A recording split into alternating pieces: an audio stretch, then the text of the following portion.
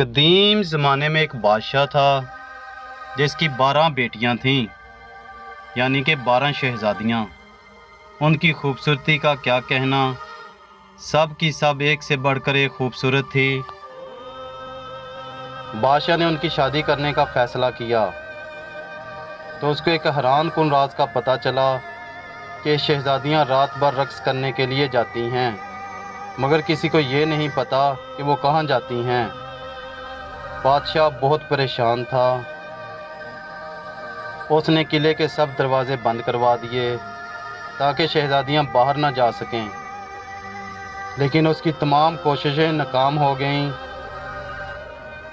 وہ پریشان تھا کہ آخر ماجرا کیا ہے۔ بادشاہ نے اعلان کروایا، جو کوئی شہزادیوں کے رقص کا پتہ لگائے گا اسے اپنی پسندیدہ شہزادی سے شادی کرنے کا موقع ملے گا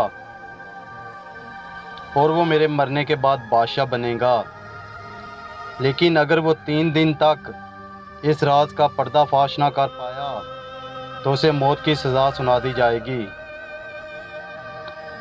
یہ خبر ریاست میں ہر طرف پھیل گئی۔ ایک شہزادہ آیا جو رقص کے راز کا پتہ لگانا چاہتا تھا۔ اس نے کہا، میں آپ کی پڑوسی ریاست کا شہزادہ ہوں اور شہزادیوں کے رقص کا پتہ لگانے آیا ہوں۔ بادشاہ نے اس کا استقبال کیا۔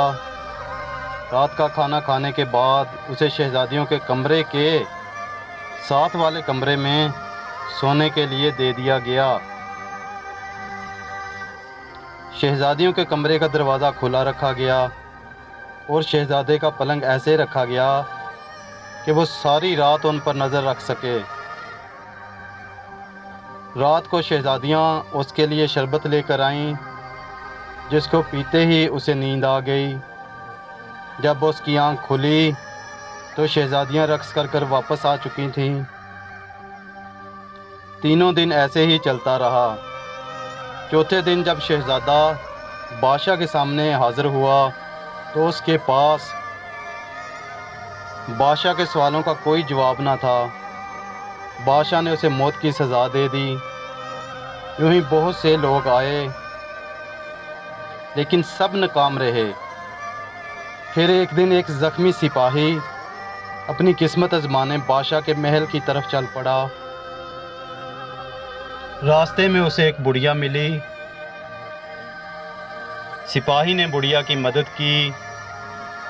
بڑھیا نے بدلے میں اسے ایک پوشاک دی اور کہا، یہ پہن کر تم کسی کو بھی نظر نہیں آؤ گے، اور یہ بھی بتایا کہ جو جوس شہزادیاں تمہیں دیں وہ مت پینا۔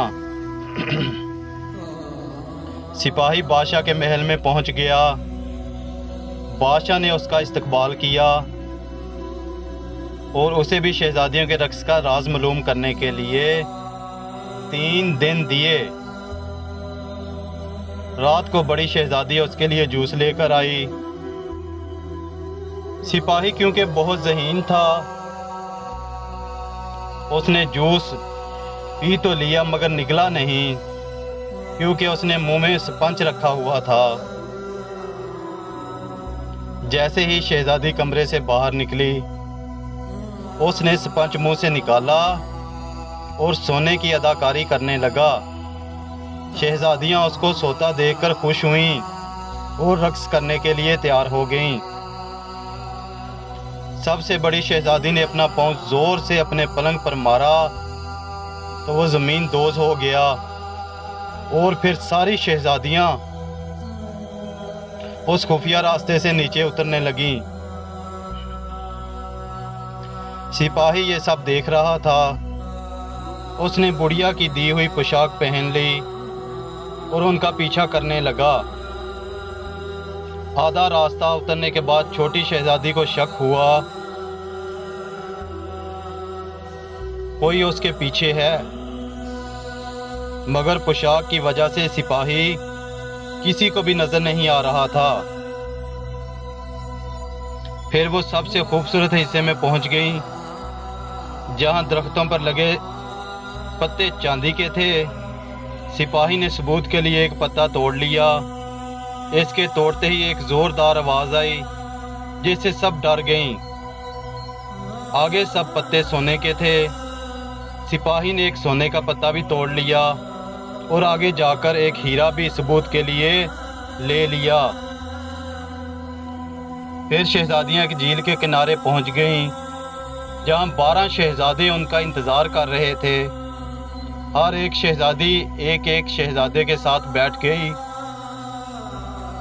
سپاہی چھوٹی شہزادی کے ساتھ بیٹھا رہا اور سب جھیل کے دوسرے کنارے پہنچ گئے جہاں ایک عالی شان قلعہ تھا اور وہاں ساز بج رہا تھا اور اس کی دھن پر سب شہزادیاں رقص کرنے لگ گئیں۔ صبح 3 بجے تک یہ چلتا رہا جب تک ان کے جوتوں میں چھید ہو گئے اور پھر سب واپس آ گئیں۔ سپاہی بھی جلدی سے بھاگ کر اپنے کمرے میں جا کر سو گیا کہ کسی کو شک نہ ہو۔ یہ سلسلہ کئی دن تک چلتا رہا۔ سپاہی ان کا تعاقب کرتا رہا اور ثبوت ساتھ لاتا رہا اور ان سے پہلے آ کر سو بھی جاتا، یوں کسی کو شک بھی نہیں ہوا۔ جب فیصلے کی گھڑی آئی تو بادشاہ نے سپاہی کو بلایا۔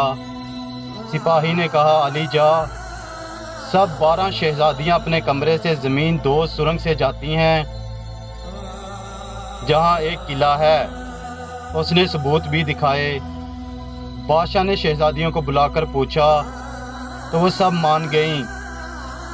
بادشاہ نے سپاہی کو خوب انعام سے نوازا اور پوچھا، میری کس بیٹی سے شادی کرنا چاہتے ہو؟ اس نے سب سے بڑی شہزادی کو پسند کیا اور پھر دونوں کی شادی دھوم دھام سے کر دی گئی۔ بادشاہ نے اعلان کیا، میری وفات کے بعد میرا داماد اس سلطنت کا بادشاہ ہوگا، اور پھر سبھی ہنسی خوشی رہنے لگے۔